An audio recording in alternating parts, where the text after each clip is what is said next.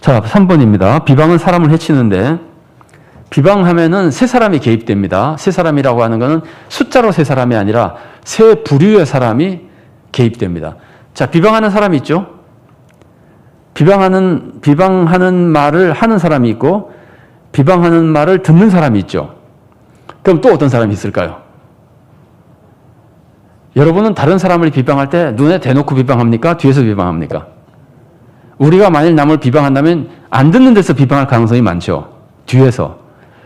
그래서 제가 어떤 목사님 설교를 들었는데 그런 말씀을 하시더라고요.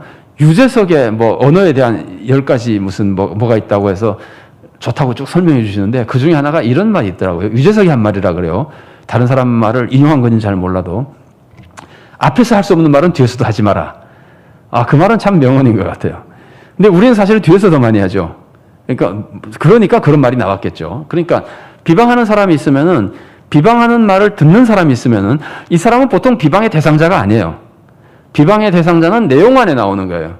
그러니까 A가 B에게 말하기를 C 그놈 나쁜 놈이야 이렇게 말하는 거예요. 보통 그렇게 하죠. 그죠? 그러면은 A는 말한 사람, B는 듣는 사람, C는 비방을 받는 사람. 이 세 사람이 개입됩니다. 이 세 사람에게 다 나쁩니다.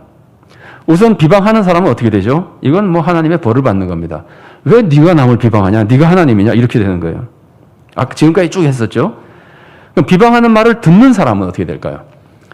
자, A가 B에게 C 그놈 나쁜 놈이야. 맨날 거짓말만 하고 그러면은 B가 앞으로 C를 믿을까요? 안 믿을까요? 안 믿을 수도 있습니다.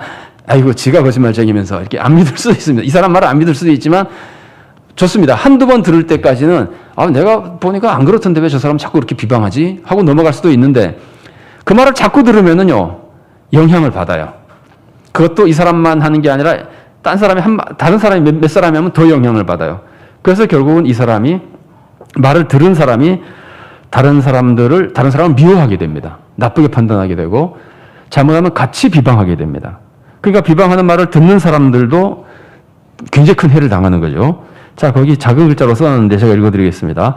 사람의 인상은 축적됩니다. 한 번 선행한 사람은 그 정도 선한 사람으로 보이고 그 다음에 또 선행하고 하면은 선한 사람으로 인상이 축적이 되는 거예요. 이거 누적되는 거예요. 그래서 말도 마찬가지입니다. 한 번 들으면 그냥 넘어가는데 두 번 들으면 의구심이 생기고 많이 들으면 그것을 믿게 됩니다. 근데 믿지 않는 경우는 어떨까요? 믿지 않는 경우는요, 그 말을 듣는 게 너무 괴로워서 그 말 하는 사람과 사이가 나빠집니다. 이게 대표적인 예가 제가 볼 때 그런 것 같아요. 요즘 많은 분들이 카톡방에서 대화를 하고 이러는데 정치 얘기만 나오면은 제가 느끼는 분위기는 그거예요. 나는 이 정치인이 정말 좋은데 딴 사람이 계속 비방하잖아요. 그러면 이 사람이랑 싸우거나 아니면 카톡방에서 나가버려요. 그러니까 그 말을 듣는 사람도 해를 당하는 거예요. 비방하는 말을 하는 사람도 하나님으로부터 벌을 받고 듣는 사람도 해를 당하는 거예요. 그럼 비방을 받는 사람은 어떻게 했어요? 비방을 받는 사람도 다른 사람들로부터 나쁜 이미지를 받게 되고 인격적인 살인을 당하는 겁니다. 그리고 사회에서 왕따 당할 위험도 있고 굉장히 큰 고통을 당하게 됩니다. 예수님 말씀 읽어드리겠습니다. 마태복음 5장 22절 말씀입니다. 나는 너에게 이르노니 형제에게 노하는 자마다 심판을 받게 되고 형제를 대하여 라가라 하는 자는 공에 잡혀가게 되고 미련한 놈이라는 자는 지옥불에 들어가게 되리라. 비방하는 사람이 이렇게 비방이 나쁜 것인데 결국은 이 비방하는 것 자체가 살인죄와 같다는 거예요. 그럼 비방을 당한 사람은 영적 살인을 당한 거예요. 혹은 인격적인 살인을 당한 거예요. 자, 그러면은 누가 비방을 하기가 쉬울까요? 이 문제가 우리들에게 또 한 가지 고민거리입니다. 선한 일을 한 사람이 비방하기가 쉬울까요? 악한 일을 한 사람이 비방하기가 쉬울까요? 선한 일을 한 사람이 비방하기가 더 쉽습니다.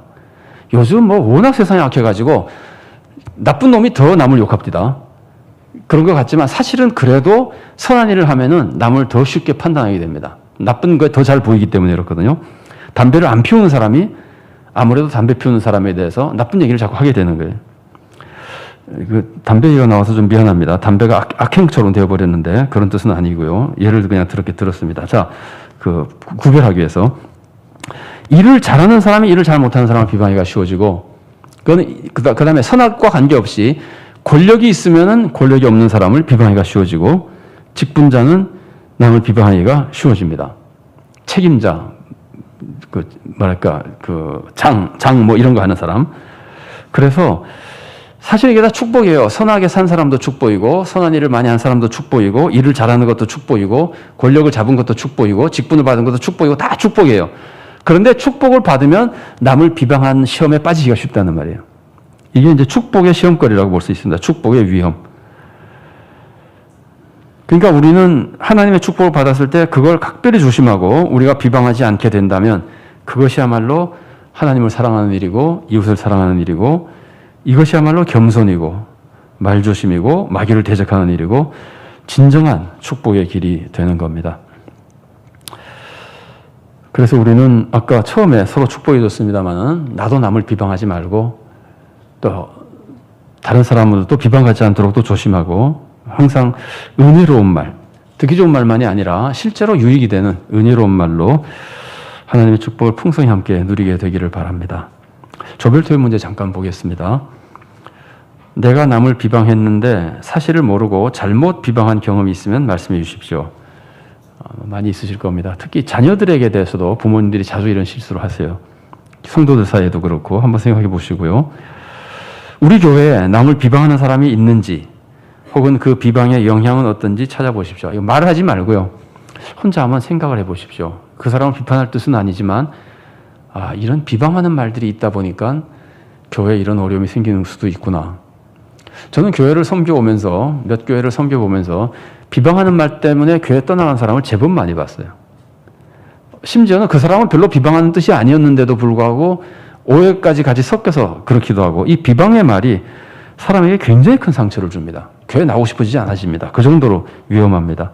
한번 생각해 보시고요. 이번에는 내가 억울하게 비방당한 경험이 있으면 말씀해 주십시오. 이런 경우를 좀 나누면 좋겠는데 혼자 생각해 보시고 적용을 해 보시면 좋겠습니다. 마지막 좀 어려운 질문입니다. 교회 해를 끼치는 성도가 있다면 그 사람이 그것 때문에 자꾸 사람들이 상처받는다. 좀 고쳐줬으면 좋겠다. 그 악행을 막았으면 좋겠다고 했을 때 그 사람을 비방하지는 않고 어떻게 하면 좋겠는지 한번 생각해 보시고 잘 대체를 할 수 있으면 좋겠습니다. 제일 좋은 방법이 뭘까요? 토의 문제지만 제가 제일 좋은 방법을 제가 아는 걸 소개해 드리면은 예수님이 그 귀신 들린 사람을 쫓아내고 변화산에서 내려오셔가지고 쫓아낸 다음에 제자들이 왜 우리는 못 쫓아냈습니까? 그럴 때 예수님이 뭐라 그러죠? 기도 외에는 이런 요가 나갈 수 없느니라. 그래서 기도는 우리가 노력하는 것과 별개의 것이 아닙니다. 기도가 가장 능력 있는 일입니다. 물론 그러면서도 우리가 최선을 다해야 되지만 기도하는 것이 참 중요하다는 생각이 들고 하여튼 참 어려운 일입니다. 그러나 주님의 도우심으로 은혜가 충만한 교회를 이루어갈 수 있기를 바랍니다.